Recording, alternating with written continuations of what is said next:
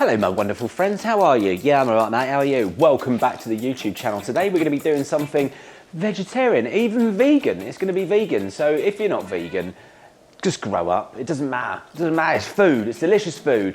Make this, stick a steak on the side. So carry on watching. If you do like these videos, don't forget to like and subscribe. If you don't like these videos, comment anyway, because it's a laugh reading your weird comments. Oh, God, you're feral. Oh my God, have you ever had a shower? Mate, I had a shower this morning. I don't know why people don't think I had a shower. Smell delicious. Right, ladies and gentlemen, what we're gonna do is, that says butternut, that says dukkha. Let's think of veg, right? Let's just take veg as a big topic. So if you think butternut squash, when you roast that up, it goes sweet. If you have beetroot, it goes sweet. So what you have to think, when you're making a dish, you can't just blindly cook something and go, oh yeah, butternut squash and apricots. It's going to be sweet on sweet. You're going to have to think about how to balance that, what works well with it, how do you cut through certain flavours and all of that kind of stuff. So this is why when you really take a step back and you start thinking about food and you go butternut squash, turns sweet, okay? What things work well with sweetness? Some form of acidity. So this is why you often see butternut squash with some kind of like pickled onion or some kind of labneh or some kind of yogurt, because the acidity helps and works well with the sweetness, all right? I like to also think about what will make that sweeter or what will enhance the sweetness as we're cooking it. So for this, by roasting, it's gonna caramelize the sugars, the natural sugars in there, and it's gonna amplify those flavors. So I like to think about amplification. When you get a butternut squash that's been under roasted, it does for me. If you put a little bit of oil on that, a little bit of salt, put it flat down on a tray in wedges and roast it so those bits caramelize, flavor. Add some flavor to that little sister. Almost called it a Anyway, so that's that bit. Think about things. Dukkha is a wonderful sort of like nut mix, okay? And I love making these kind of things. Even if it's a pangratata or something like that, you can just sprinkle on top of a dish to make it go, hey, I think this guy knows what he's doing. But when you start making dishes that are, or mixes or things that are a staple in some countries, people get very upset when you leave something out, or they go, oh my God, Indian people have been doing that for centuries. I'm like, yeah, cool. I may have only just discovered it, so give me a break, yeah? I don't do all my background research, I just enjoy cooking. So this is where a dukkha, we're not gonna call it a dukkha today, we're gonna call it a nutty mix.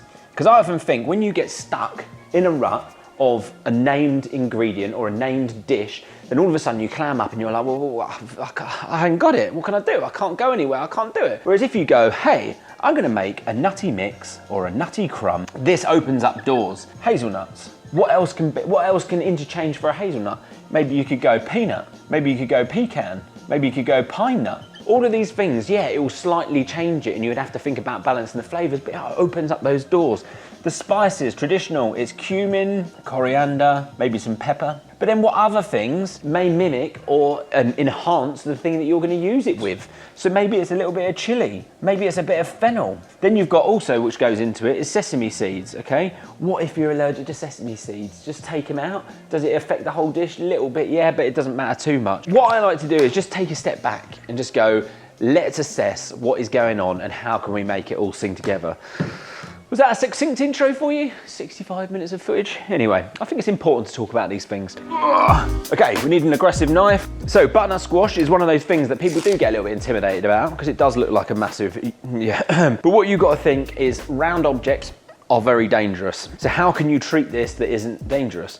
What we want to do is try and split it. So we're going to use a bridge cut and we're going to do some wobbling. So you want to get a nice big knife. I'm just going to nick this end off because that woody root, not much fun. So from here, I'm just gonna go tip of the knife. I'm gonna slide forward, being careful, and then I'm just gonna wobble. Wobble, wobble, wobble, wobble, wobble, wobble. Yes, you need a sharp knife. If you get to a stage like this and you're like, oh, I can't get through anymore, it's all right, turn it around, relax.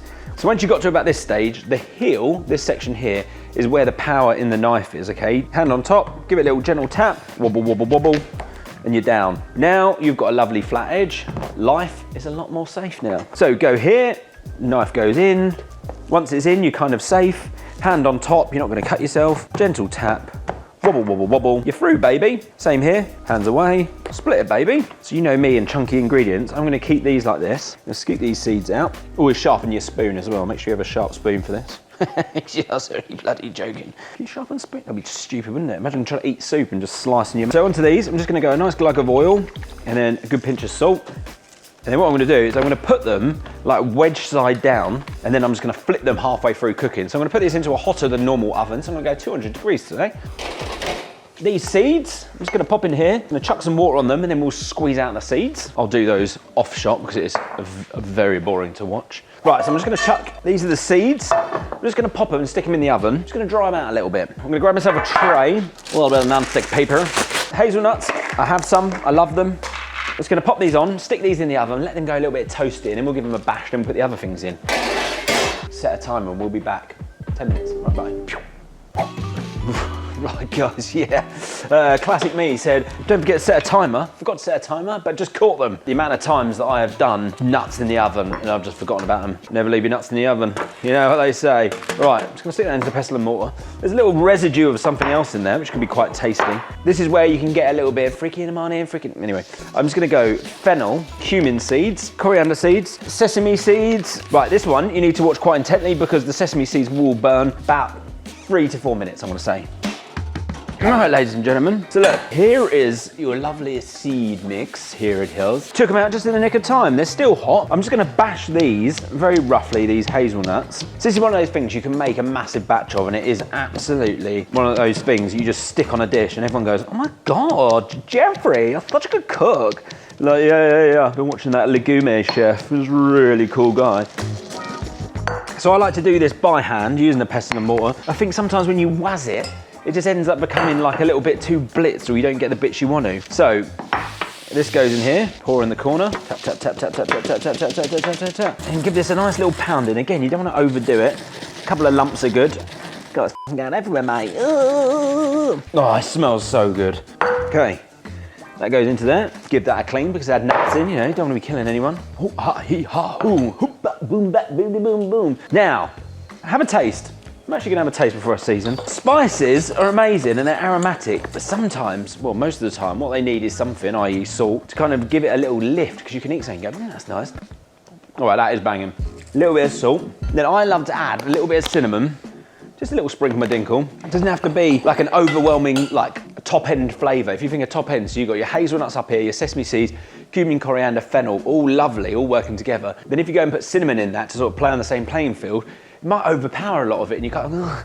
But if it's just a little subtle undertone, like when you're using nutmeg, just a little je ne sais, go on, it really sort of adds another dimension, and that's what cooking's all about, balancing those flavours. It's not making everything go, oh yeah, no, I need a bit more of that. It's like going, oh, that's playing over here, a little bit of, you know, I'm tasting the cumin, oh, imagine that with a little bit of cinnamon, oh yeah, nice, little fennel, a little aniseed undertone, you know. That's what it's all about, and make it your own. That is delicious. I'm gonna go a little bit of pepper. Pepper's got a little bit of punchiness, heat. It doesn't need lots. Good to go. Delicious. We'll wait for the butternut squash. We'll be back, all right? Love you. Guys, I just made a smoked espresso martini. I'll tell you what, it's fucking amazing. Which leads me on nicely to why I did that.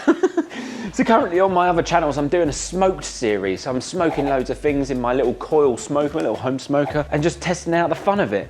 And in here this is some smoked yogurt. So all I did, very simply, is I took some yogurt, I put it in this little pot, I stuck it in the smoker, and it's just amazing.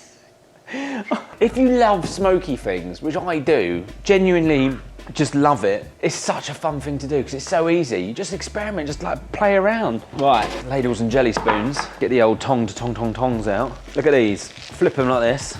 And you just start to see those edges start just to caramelise. Gonna pop them back in, another 10-15 minutes, then we're gonna, then we'll plate up. Hi, how are we all? We're all right? Yeah, having a fun time? Me too, great, thank you. Now remember what I said right at the beginning about balancing flavours, about having something that's sweet and then potentially with something that's a little bit acidic. Hello, my acidic yogurt. How are you? Let's pull these little big boy bad boys out. Here we are, look at them. Oh, yes. A little bit of smoked yogurt, yummy. Just gonna serve up one, like that. And then you've got your beautiful dukkha, so you can just scatter that over the top. Definitely needs a nice bit of greenery. But I ain't got any. Ladies and gentlemen, it's probably one of the simplest, most delicious ways to enjoy a bit of butternut squash. These are your seeds, dried off in the oven. Life's great. Skin on a butternut squash when roasted is totally fine. Get a little bit of everything, a little bit more of your dukkha. Oh, hot. When you take a step back, like I say, and just think about food, sweet, acidic, aromatic. It's so much fun. So much fun. Honestly, that smoked yogurt is an absolute triumph. There you go, ladies and gentlemen. A simple one, a wonderful one. Think about flavours, think about what you're doing. Love you all. Don't forget to like and subscribe. Peace out. Yeah.